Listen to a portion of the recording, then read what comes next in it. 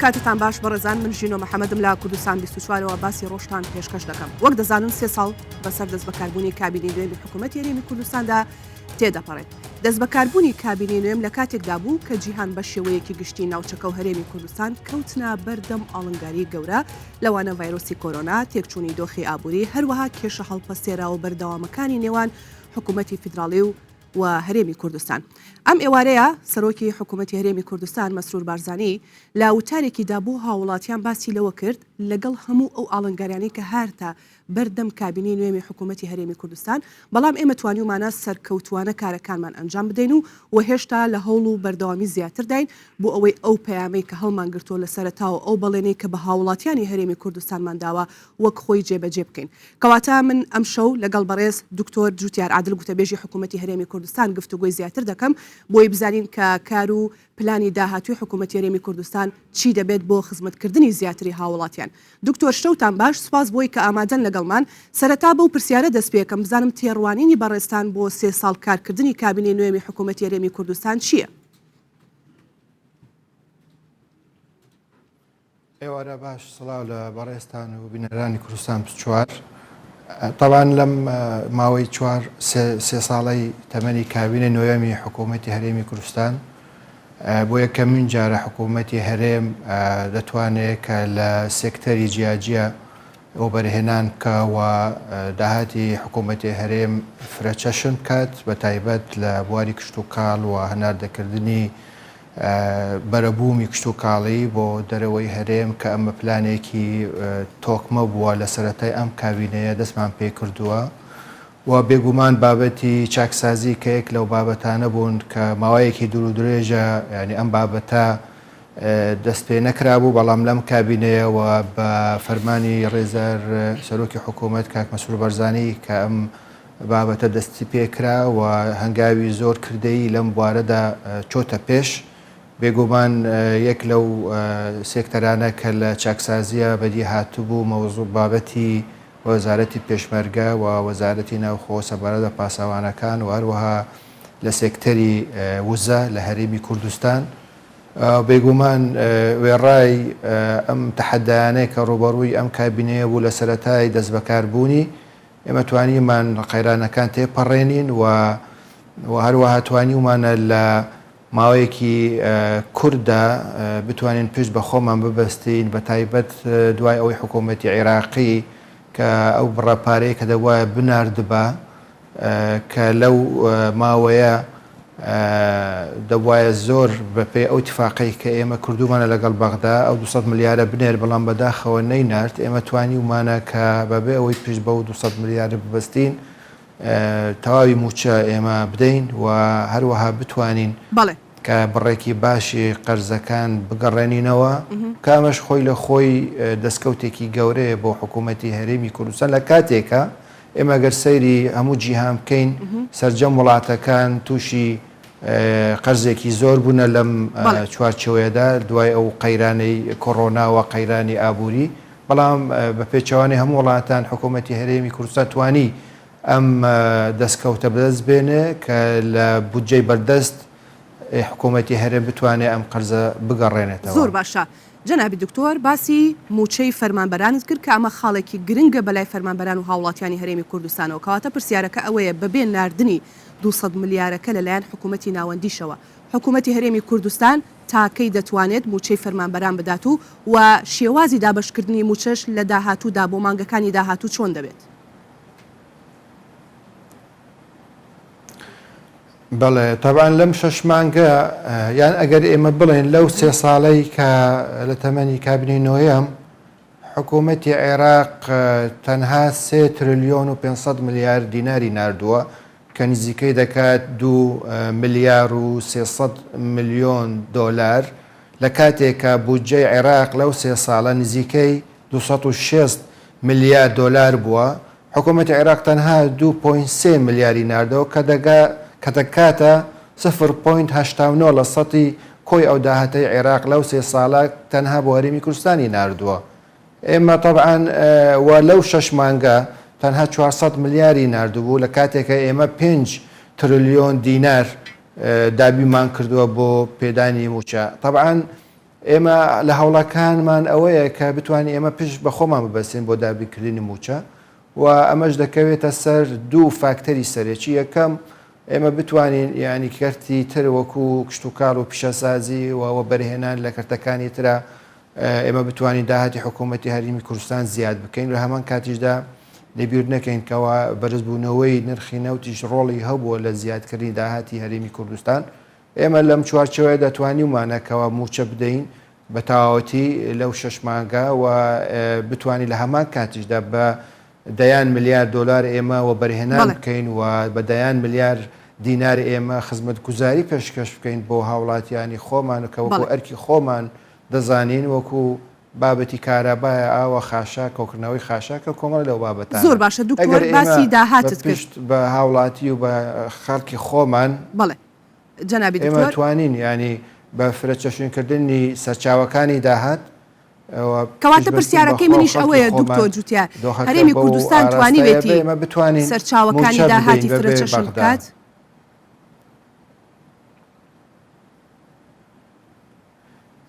ئێمە دەست پێمان کردووە و ئومێدمان وایە لە ئایندەیە ئەم بابەتە زیاتر پەرەی پێ بدەین دەمێنێتەوە سەر دۆخی ناوخۆیی دۆخی دەرەوە مەسلەی بازرگانی نێودوڵەتی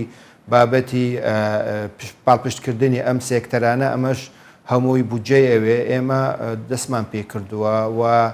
ئومێدمان وایە کەەوە ئەو پرۆسێ زیاتر و زیاتر بەرفراوان کرێ و ئامانجی سەرەکیمانەوەیە کە پشت بە خۆمان ببەستین و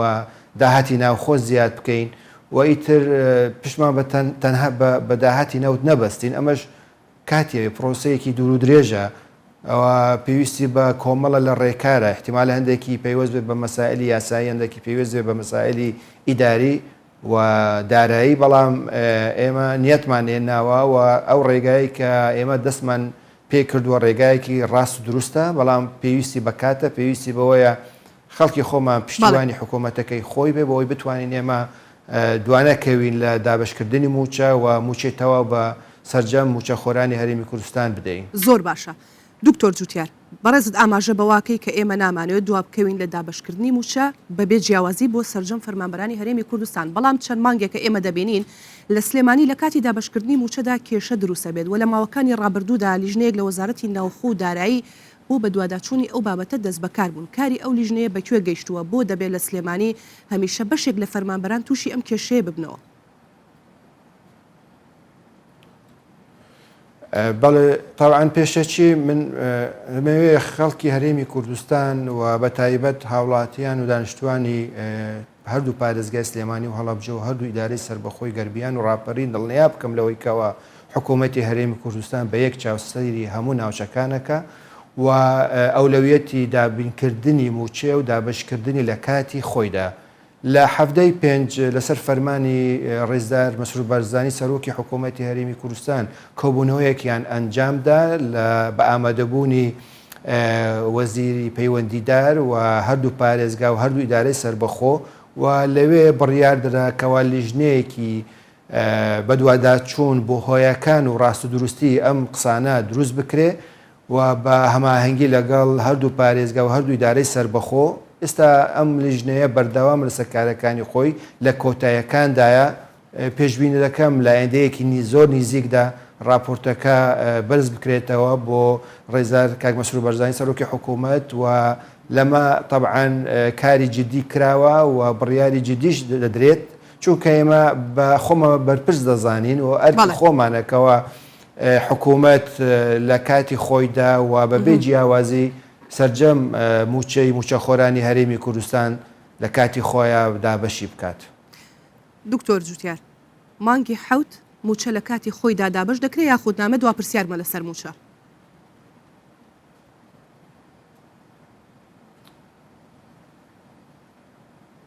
طبعا ئەمە پەیوەستە بە وردەکاریەکانی ژنای وەزارەتی داراییە ئێمە وەکو حکوومەت ئەوەی کە پێویستە وەکو بودجە بۆ موچە دابینمان کردووە و دەبێنێتەوە لەسەر داهاتی ناوخۆ هەر کاتێک ئەم بڕە پارەیە بودجێ بۆ موچە دابینکرا مێمە تەسەور دەکەم لە کاتی خۆیان موچە دابەش بکرێت. بەڵێ بابینە سەر پەیوەندیەکانی نێوان هەولێر و بەغدا بابزین پەیوەندیەکان ئێستا لە چه ئاستێکدایە دکتۆر جوتیار لە کاتێکدا کە بۆ خۆتان نەزانن عێراق سەرگەرمی پێکێنانی حکوومەتی نوێیە.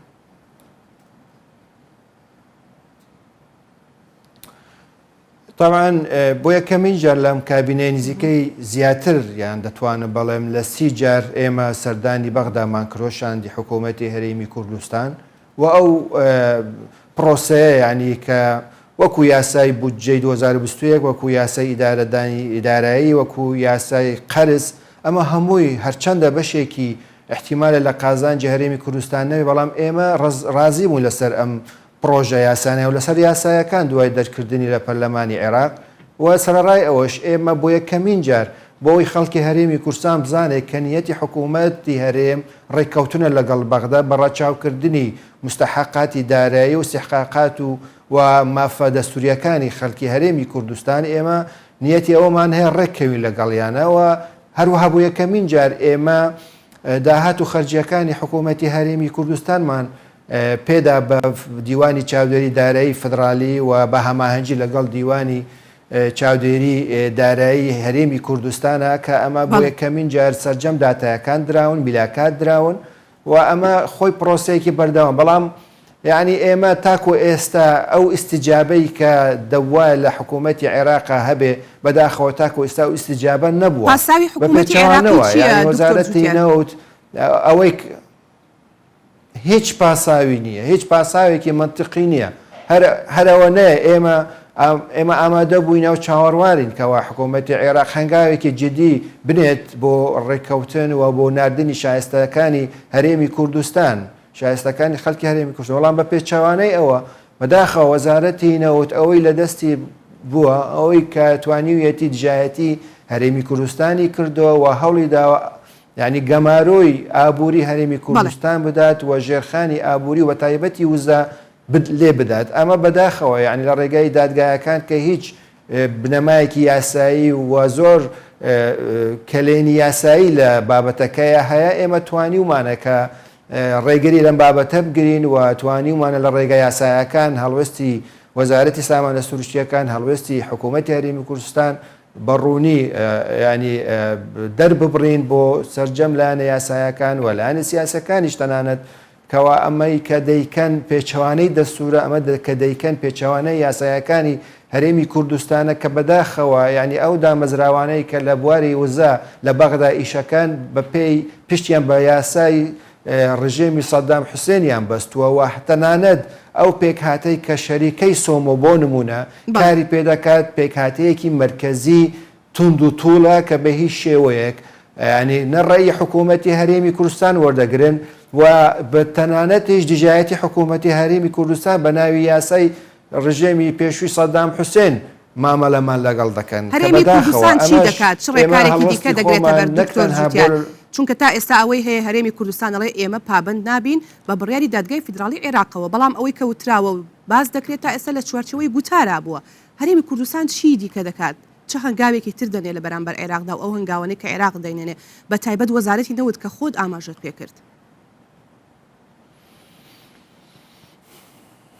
طبعا ئێمە ڕێگای یاسایی هەیە ڕێگای یاساییمان گرتۆتە بەر و ئێمە ینی تاکە دەستکەوت بۆ هەرێمی کوردستان لە عێراقی نوێ کە پێ دەڵێن عێراقی نوێ ئەم دەستورەیە و ئێمە پابندی دەستورین پابندی مادەکانی دەستورین و ئەو یاسانەی کە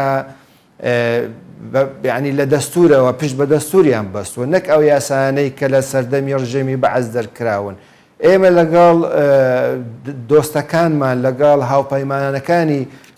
خەڵکی هەرێمی کوردستان و حکوومەتی هەرێمی کوردستانمان قسە کردووە و گفتوگۆمان کردەوە کەەوە دۆخەکە بەو شێوەیە ئێمە وەکو حکوومەتی هەرێمی کوردستان کە تاکە ڕێگا بۆ سەقامگیری حکوومەتی عێراق و سەقامگیری ناوچەکە ئەوەیە کە هەردوو لا بگەڕێنەوە بۆ دەستور و بۆ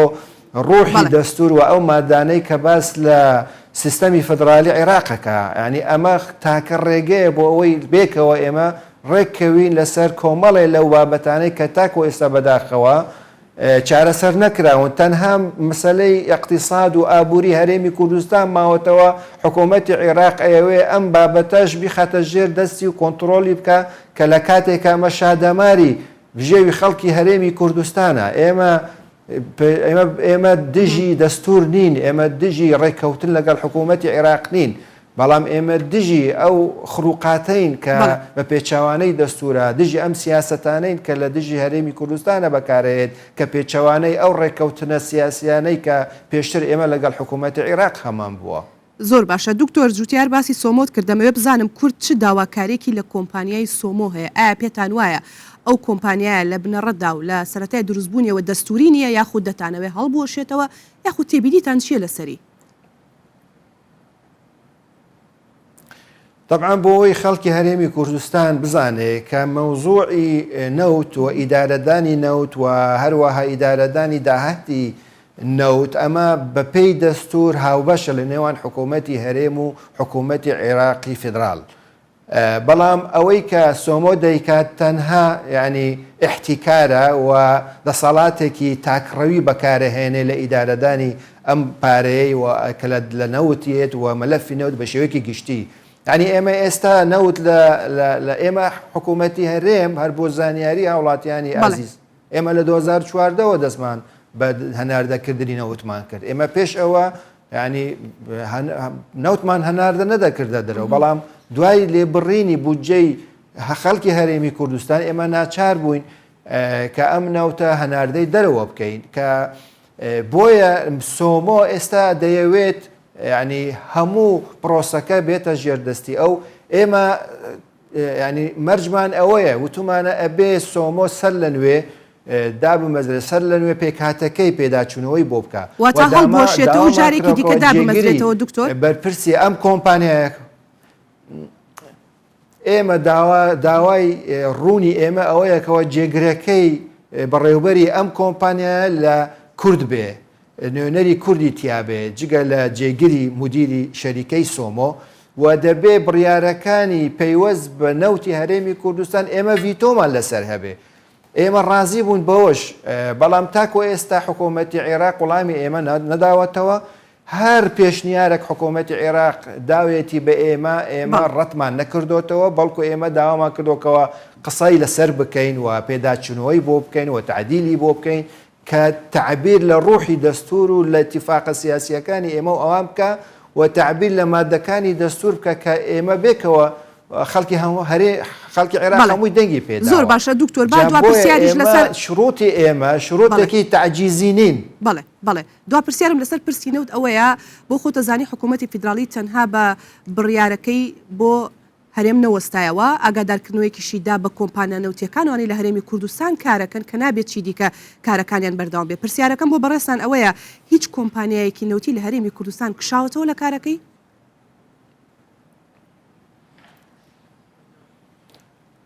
نەخێر هیچ کۆمپانیایە کە گرێبەستی لەگەڵ حکوومەتی هەرێم هەیە نەکشاوەتەوە و ئەو کۆمپانیانەی کە دووسێ کۆمپانیان ئەمانە لە هەفتایەکان لە عێراق کار دەکەن و بەرژەوەندیەکی زۆریان هەیە لە ناوەڕاست و باشووری عێراق، بۆیە ئەمانە ڕایانگەیاندووە خۆیان ینی کە عەقدیشیان نییە لەگەڵ حکوومەت، ئەمانە پێ دەڵێن عەقدی سانەوی لەگەڵ کۆمپانیای تر، ئەمانە زیاتر کۆمپانیای خەدەمین کە پێ دەڵێن کۆمپانیای خەدەمی نەوتین. ئەگینا ئێمە پێشتریش ینی و ئێستاش ئێمە وەکو حکوومەت ڕوومان کردوتەوە، ئێمە هەموو ڕەفتارەکانمان لە سێکتەری وزەر ڕەفتاری یاسایین دەستورین و ئەمەش مەحکەمە با بفەرمونون کە بزانین ئێمە هەڵێنیان ئەوان و دڵنیاشین لەوە کەوا هەموو سیاسەتی هەرێمی کوردستان لەم چوارچەوەیەدا سیاسەتێکی دروست بوونە و دڵنیای کۆمپانیەکانیشمان کردووە، کۆمپانیەکانیش قەناعەتیان بەوەیەکەوە هەموو ڕێکارەکانی حکوومەتی هەرێم ڕێکاری یاسایی دروستن و بەردەوامیش دەبێت لەم بابەتە کە ئەوە بەشێکە لە مافی خەڵکی هەرێمی کوردستانە و ئەمە کەس دەسەڵاتی نییە ئەم بابەتە یعنی یەکلا بکاتەوە چکە ئەمە مەسئلەیەکە پەیوەستە بە ماف و شایستەی خەڵکی هەرێمی کوردستانە. زۆر باشە. با بێمە سەر پرسێکی دیکە دکتۆر جوتیار ئەویش هەر ڕێککەوتنێکە لە نێوان حکوومەتی هەرێمی کوردستان و حکوومەتی فیدراڵیدا ڕێککەوتنی شنگالە. ئەم ڕێککەوتنە لە نێوان حکوومەتی فیدراڵی و هەرێمی کوردستان کراوە بۆ ئاسایکردنەوەی دۆخی شنگال. ئەم ڕێککەوتنە بەکوێ گەیشتووە بۆ ئەم ڕێککەوتنە جێبەجێ ناکرێت کە زۆر قسە و باسیشی لەسەر کردووە. ئایا هیچ بەرەو پێشچوونێک لە جێبەجێکردندا هەیە لەو ڕێککەوتنەدا؟ وڵە بن ڕاشکاوە بم لەگەڵ ئێوە لەگەڵ خەڵکی هەرێمی کوردستان کە ئەم بابەتە ئەوەنە معقد نییە بەڵام وا دیارە یعنی جدیەت نییە لەلایەن حکومەت کێ معقدی کردووە دکتۆر جوتیارمە بەس دەوای میلیشیاکان معقدیان کردبێ خۆی دەسەڵاتی حکوومەتی عێراق خۆی یعنی هێز لە لای دەسەڵاتی حکوومەتی عێراق ئەگە بێوێت چارەسەری بکە ئاسانە چارەسەری بکە بۆیە ینی بابەتەکە لە لای حکوومەتی عێراقە بێ حکوومەت عێراق پابندی ئەم ڕێککەوتنە بێ بەڵام بەداخەوە ینی من ناڵێم ینی من ئەڵێم ئەوەندە معقد نییە تعقیدیان کردووە جا بۆیە گومانم هەیە لە نیەتی حکوومەتی عێراق بۆ جێبەجێکردنی گومانەکەی تۆ چییە دکتۆر ئەتوانیم پرسیارە ئاراستە حکوومەتی عێراق بکەی بۆچی حکوومەتی عێراق باشە بەڵام گومانەکەی تۆ چییە جێبەجێ ناکە گومانەکەی تۆ چییە حکوومەتی عێراق من لە سەرەتا وتم جددی نییە لەوەی کەەوە ئەم ڕێککەوتنە جێبەجێ بکات ینی سەراحەتەن بڵێم جددی نین ئەگەینا مەوزوعەکە هۆنە ئالۆز نییە دەتوانن بەپێی ئەو برگانەی کە لە ڕێککەوتنی ئێمە و حکوومەتی عێراق کە پێ دەڵێن ڕێککەوتنی شنگال هاتووە زۆر ڕوونە و لە دەی 2020ەوە ئەم ڕێککەوتنە چتە بواری جێبەجێکردن دەبواە ئەمە لە مێژە جێبەجێ کرا بواە بەڵام بەداخەوە ئێمە لە زمانی سیاست ئەڵێن ئەوەی کە ئیرادەی بەهێسترە ئەوەی هێزی هەیە ئەتوانێت ئیرادەی خۆی زاڵ بکە لەسەر بابەتەکە ئەگەر حکوومەتی عێراق نیەتی چارەسەرکردنی هەبێ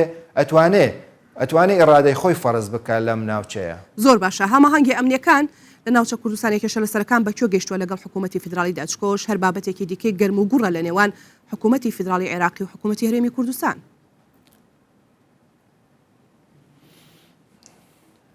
ئێمە زۆر هەنگاو چوونەتە پێش بە خۆمان وەکو حکوومەتی هەرێم بەڵام تاکو ئێستا ینی مماتەڵە هەیە لە پێکهێنانی ئەم لیوایانە بۆ پاراستنی ئەو فەراغە ئەمنیەی کە لە ناوچەکانی کوردستانی دەرەوە ئیدارەی هەرێم بەداخە ئەویش یعنی دیسانەوە ئێمە چاوەڕوانی ئەوەین کەوا حکوومەتی عێراق زیاتر و جددیتر بێتە پێشەوە بۆ چارەسەرکردنی ئەم گرفتە بەڵام بەداخەوە ینی دۆخەکەی عێراق چۆن دەیبینێەوە ئیرادەیەکی جددینیە لەم بارەوە کە بەداخەوە تاکۆ ئێستا هەنگاوی جدی نەندراوە لەم بوارەدا ئێمە وەکو حکوومەتی هەرێمی کوردستان خەڵکی خۆمان بەتایبەت لەم ناوچانە ناوچەی کوردستانەکانی دەرەوە ئیدارەی هەرێم بە ئەرکی خۆمان دەزانێن ماڵ و مڵک و خاکی هەرێمی کوردستان بپارێزین و ئەوەی لە توانەی ئێمەدایە بۆیان دابینەکەین تەرخانەکەین و درێغی ناکەین لە پاراستنی خاکی هەرێمی کوردستان و لە کۆتاییدا ئێمە بە ئەرکی خۆمان دەزانین بە پرسی خۆمان دەزانین کە ئەگەر عێراق نێتە پێشیش ئێمە یعنی بە ئەرکی خۆمان دەزانین ئەم ناوچانە بپارێزی بەڵام ئەگەر عێراقیش هاوکار بێ بێگومان ینی چکە هەموو ناوچەکەی احتیمالە بەشێکی لە دەستی لە ژێر کۆنتترۆلی هەندێک هێزی عێراق بێ ئەوان کۆنتترۆلیان کردووە بەڵام ئەگەر ئتیفاق هەبێ و هاوکاری هەبێ و ئەم لیوانە پێک بهێنرێ ئەکیت ئەم ناوچانە زیاتر ئەم ئاسایشی دەست خۆش دکتۆر ئەوەی کە تا ئێستا لەم چەند خولەکەیە باسمان کردووە پرسی ئابووری بووە پرسی ئەمنی بووە پرسە سیاسیەکان بووە لێرەدا دوا پرسیار ئاراستەی بەڕێستانەکەم و هەر بە دەرفەتی زانم باوای ناوبنێم لە بری هاوڕێژنەکانم ئەم پرسیارە ئاراستی جەنابتان کەم وەکو گوتەبێژی حکوومەتی هەرێمی کوردستان کابینەی نوێم زۆر باز لەوا کات کە ئەڵێ ئێمە پێداگرین لەسەر هێنانە پێشەوەی زیاتری ژنان و ئیش دەکەن بۆی کە باڵانسی جێندەری ڕابگرن و ئیش دەکەن بۆی توندوتیژی دژی ژنان کەم بکەنەوانێ کەواتە پلانی داهاتوتان چییە بۆ ئەوەی ژنان زیاتر بێنە پێشەوانێ بە تایبەت لە ناوەندی بڕیاردانە و لەسەر جەم سێکتەرەکاندا ڕێژەی ژنان زیاتر بێ بەڵام لەسەر توانە و کەفاەت و لێهاتووی خۆیان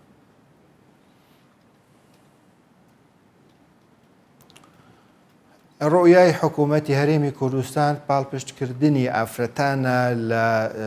سەرجەم سێکتەرەکانی چ حکومڕانی چ لەسەر ئاستی کۆمەڵگاش ئێمە پێمان وایە ئەم بابەتە پێویستە بەوەی کەوە پێداچوونەوە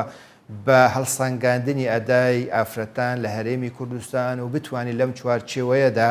ئەوەی لە دەسەڵاتی حکوومەتی هەرێمی کوردستانە بۆ پاڵپشتکردنی ڕۆڵی ئافرەتان لە هەرێمی کوردستان چ لە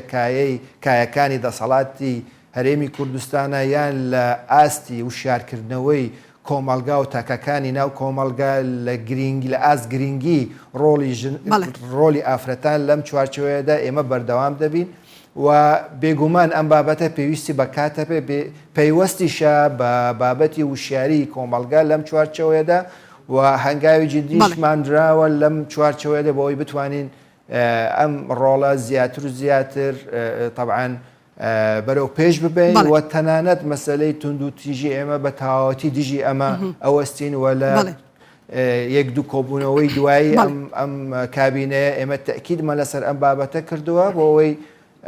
ئێمە زیاتر گرنگی بەم ڕۆڵە بدەین و بەپێی پێویست و پێی ئاستی ئەوان گرنگییان پێ بدرێت و بەرەو پێشیان دەستخۆش بەڕێز دکتۆر جوتیار عادل گوتەبێژی حکوومەتی هەرێمی کوردستان سوپاس بۆی کە لە هەولێرەوە ڕاستە و خۆ لەگەڵمان بووی سوپاس بۆ شرۆڤەکانە دەستخۆش.